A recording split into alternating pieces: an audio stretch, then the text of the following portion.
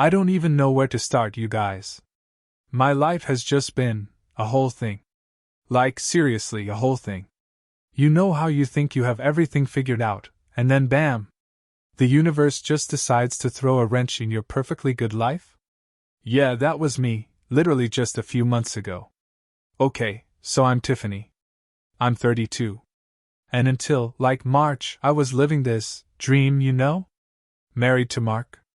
He's, like, fine. Whatever. We had this amazing house, right? Like, not just amazing, but huge. 5 bedrooms, 3 bathrooms, a pool that I'd barely used, but it looked good on Instagram. And his company, right? It was, like, taking off. He does, like, some tech stuff. Blah blah blah. Honestly, I never really paid attention. It was just money, you know? Let me backtrack a second. Mark and I met like 8 years ago? I was, like, trying to figure out my life. You know how it is. Just, like, working my job, trying to find myself. And he was just there. Cute enough, super sweet. The kind of guy who, like, brings you flowers for no reason. Or, like, remembers your coffee order down to the last oat milk splash. Annoying sometimes, but also useful. He was, like, obsessed with me. And who wouldn't be? I mean, I'm not, like, tooting my own horn, but I'm pretty. And I know how to make a guy feel, like, important. Even when I'm, like, thinking about what I'm going to watch on Netflix later, I can still make it seem like I'm, like, totally invested in his rambling about, like, his spreadsheets or whatever. My old boss, Brenda, used to say I was a natural. Brenda, that old witch. Always trying to steal my thunder. Anyway, Mark worked hard. Like, really hard. All the time. He'd be on his computer at like 3 a.m. sometimes. And I'd be like, "Babe, come to bed." But secretly I was like, "Go, Mark, go. Make that money." Because, like, his money was our money, right? And I had expensive taste. Duh. We had this system. He'd pay for, like, the big stuff. Mortgage, cars, all the bills. And I'd handle, like, my personal expenses. My clothes, my hair, my nails, my weekend trips with the girls. You know, the essentials. He never complained. Like, ever. If anything, he'd be like, "Are you sure you have enough, babe?" And I'd be like, "Of course, sweetie, you're the best." And then go buy that designer bag I'd been eyeing. He loved seeing me happy. Or like he said he did. Whatever. Things were good. Like, really good. I was, like, posting all these cute pictures of us on Facebook, looking all loved up and happy. My rock. I'd caption them. So blessed. And everyone would be like, "You guys are goals." And I'd be like, "Yeah, we totally are." We were. Mostly.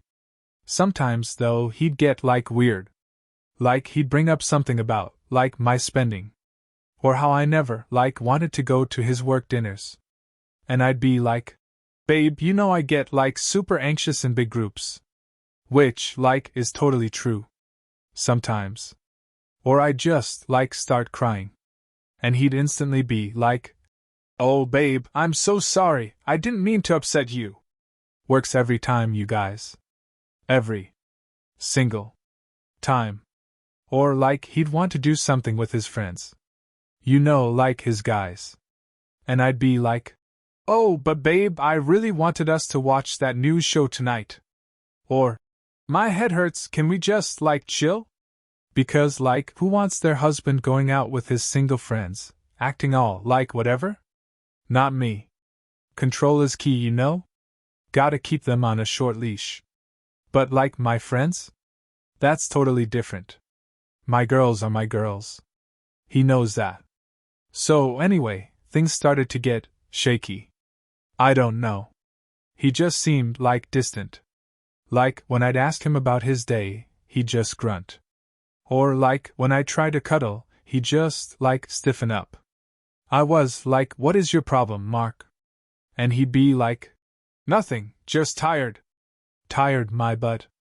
Like, I'm not an idiot. I know when a guy is, like, acting weird. Then one day, he just, like, drops this bomb on me. I want a divorce. Just like that. Over breakfast. I was, literally mid-chew on my avocado toast. I thought he was, joking. But he looked different. Really serious. Like I'd never seen him before. I was babe, is this a joke? Because it's not funny. And he just, kept going. About how he felt, I didn't appreciate him. How he felt, I was always, putting him down. How he felt, I was never, truly there for him. Blah blah blah. All this emotional stuff. I don't even know what he was talking about. I was, the perfect wife. I made sure he had clean clothes. I mean, not that I did the laundry, but I made sure it got done. And I cooked sometimes. When I felt like it. I started crying, of course. Full on, snot and tears crying. How can you do this to me, Mark? After everything we've been through? I was, practically hyperventilating. And he just, sat there. Didn't even flinch. That's when I knew something was, really wrong. This wasn't the Mark I knew. This was, a robot Mark. I probably should have seen this coming. But, I was busy living my best life. Duh. So, divorce? I was, fine. Whatever. His idea. His problem. But then he started talking about, the house. And his company. And he was, acting like he was just going to, keep everything. I was, excuse me? Half, buddy. Half of everything. So I went to my friends, you know? My girls. And they were Tiffany, you need a lawyer. A good lawyer. And I was duh. So they, recommended this guy. Mr. Davies. Everyone said he was, a shark. And I was, perfect. I need a shark. I went to his office, and he was, super handsome. Not old and wrinkly like I thought divorce lawyers would be. He was, smooth. And he had, these really nice suits. And his office was, super fancy. I was, okay, I can work with this. I told him everything. Well, everything I wanted him to know. You know. How Mark was, this terrible, cold husband. How I was, this innocent victim. How he, just sprung this divorce on me out of nowhere. Mr. Davies was, super understanding. He was, Tiffany, you deserve to be taken care of. And I was, yes. Finally, someone who gets it. So, I started spending a lot of time at Mr. Davies' office. A lot of time. We'd be talking about, legal strategies and stuff. But then it would, turn into other stuff. You know. What we did on the weekends. Or, how annoying our exes were. And he was, really good at listening. Better than Mark ever was. Mark would just, zone out when I talked about my problems. Mr. Davies, he just, hung on every word. And he was, super supportive. He was, Tiffany, you're amazing. You deserve to be happy. And I was, gasp? Literally. Because Mark never, said stuff like that. He just, tell me I was being dramatic or, it's not that serious. Hello? My life is that serious. So, one night we were, working late. And it was just us. And things just, happened. You know. One thing led to another. And then we were, making out in his office. It was, super hot. And exciting. Because, it was wrong, but it felt so, right. After that, it just, became a thing. We'd meet up whenever we could. His place, my place when Mark was, on a business trip, which, was just code for him avoiding me. Whatever. It was fun. It was, an escape. And Mr. Davies was, giving me all this attention that Mark wasn't. And he was, super generous. Always paying for dinner, buying me little gifts. Expensive ones. He really knew how to treat a lady. Unlike some people. So, I was, super confident now. With Mr. Davies on my side, and him and me, I was, ready to take Mark for everything. Half the company, half the house, alimony, the works. I deserved it. After everything I'd put up with. And Mr. Davies was, totally on board.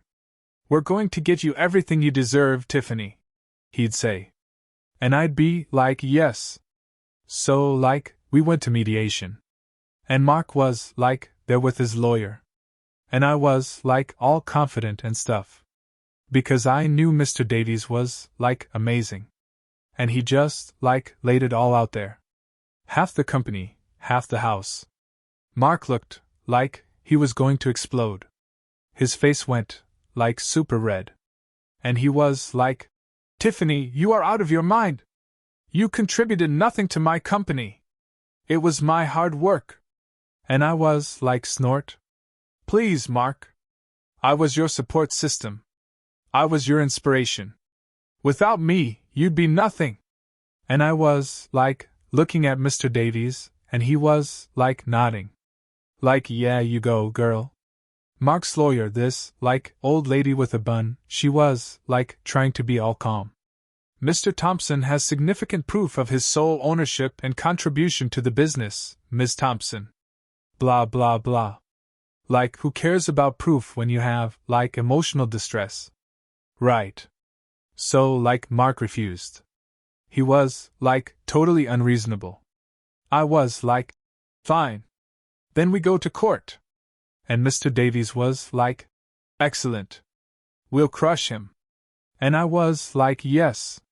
This is going to be so satisfying." So, the next few weeks were, a whirlwind. Mr. Davies and I were, constantly together. Planning, strategizing, and he was, getting more and more intense about it. Almost, obsessed with winning. Which, I totally got. Because I was, obsessed with winning too.